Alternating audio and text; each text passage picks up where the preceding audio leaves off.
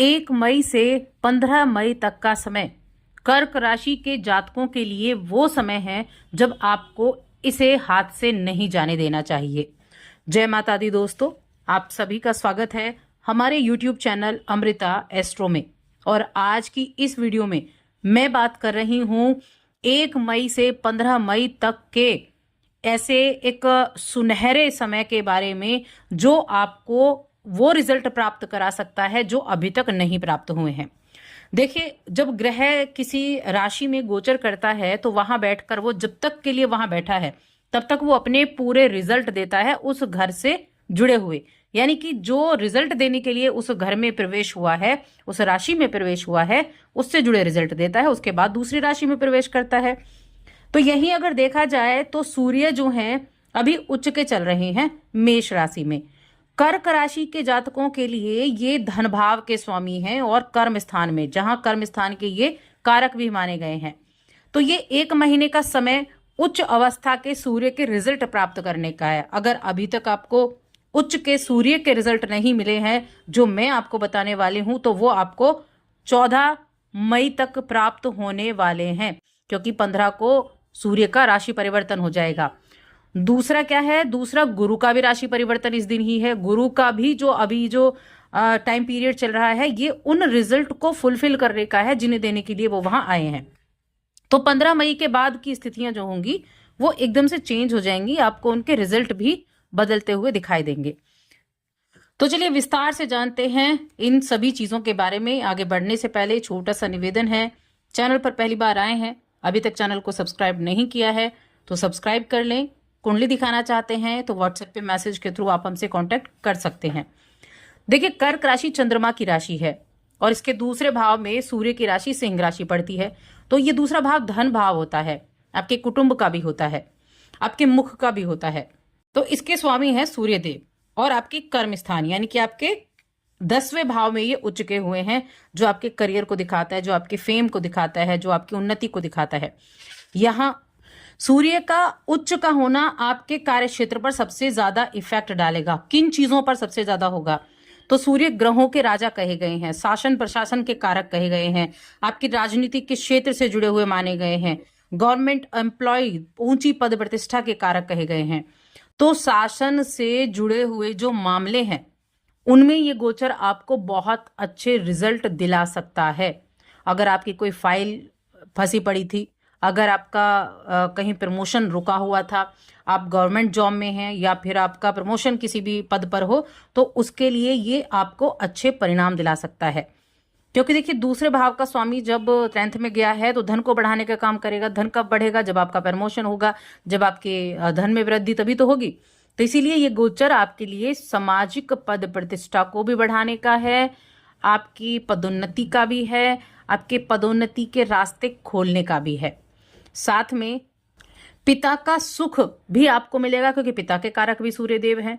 तो लगभग अगर देखा जाए तो आपके लिए अधिकांश मामलों में जो सूर्य का ये जो कर्म भाव में उच्च का होना है, ये अधिकांश मामलों में आपको सफलता देने वाला होगा। चाहे वो आर्थिक दृष्टिकोण से हम देख लें या पारिवारिक दृष्टिकोण से हम देख लें, तो सूर्य का गोचर आपके जीवन में कई बड़े बदलाव आपको देने के योग बना रहा है।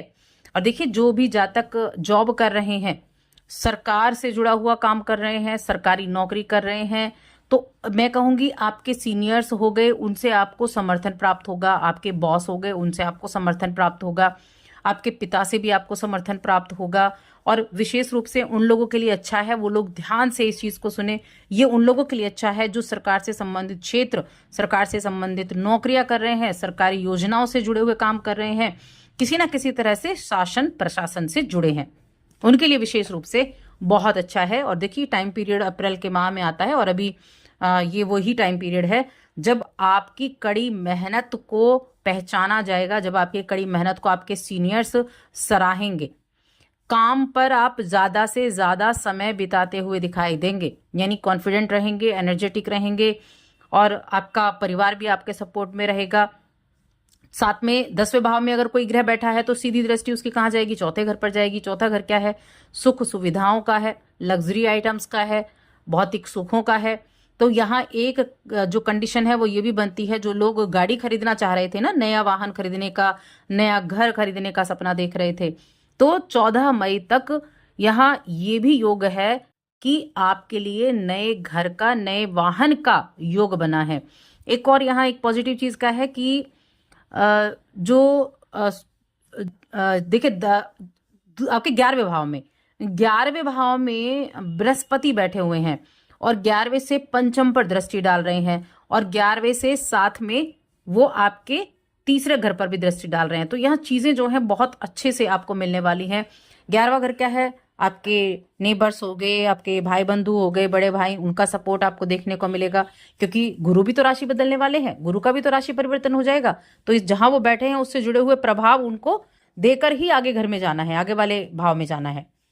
तो इसीलिए यात्राओं का भी योग है आपके लिए। इस समय अवधि में कुछ यात्राएं हो सकती हैं, धर्म से जुड़ी यात्राएं हो सकती हैं, या जहां आप जाना चाह रहे थे वहां से जुड़ी यात्राएं हो सकती हैं। बैंकिंग के फील्ड से हैं, फाइनेंस के फील्ड से हैं, उनके लिए अच्छा रहेगा।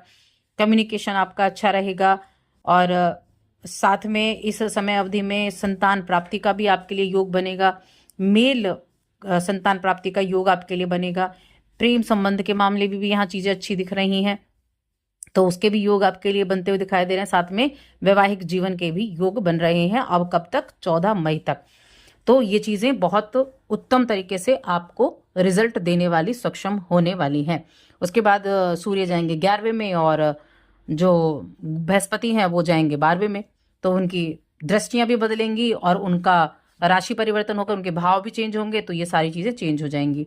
अब यहाँ एक चीज और है कि जो भी नए स्टूडेंट्स हैं और कंपटीशन की तैयारी कर रहे हैं, अपने करियर की स्टार्टिंग करने वाले हैं, उनके लिए भी ये टाइम पीरियड बहुत अच्छा है। बेशक आपकी राशि में जो चंद्रमा है, चंद्रमा की राशि है ना, कर्क राशि, यहाँ पर मंगल अभी नीच के बैठे हैं, लेकिन उसके बावजूद मैं कहूँगी आप अपनी कंपटीशन में अच्छे रिजल्ट प्राप्त कर सकते हैं। तो इसीलिए पूरे तरीके से फोकस अपना करना शुरू कर दीजिए अगर आप उस कंपटीशन में अच्छे रिजल्ट प्राप्त करना चाहते हैं।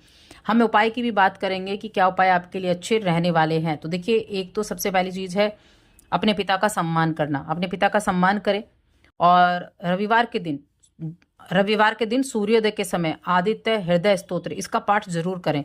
बहुत अच्छे रिजल्ट इसके करने से आपको मिलेंगे। दूसरा एक उपाय और करना है आपको, शनिवार के दिन किसी भी गरीब को कोई एक काली चीज का दान कर दें।